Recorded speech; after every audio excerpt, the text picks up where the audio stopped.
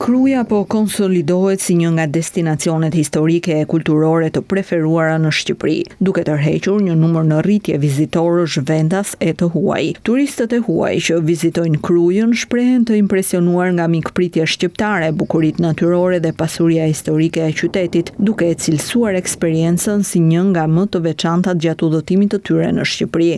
Kruja is very beautiful. Kruja është shumë e bukur dhe ka një kështjell të mrekullueshme. Mësuam shumë për Skënderbeun. Më pëlqejnë shumë edhe punimet tradicionale që bëhen me dorë, po ashtu edhe ushqimi është i mrekullueshëm.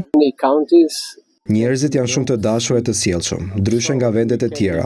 Dëshirojmë të shohim sa më shumë vende historike këtu, por edhe detin, i cili është fantastik në jug.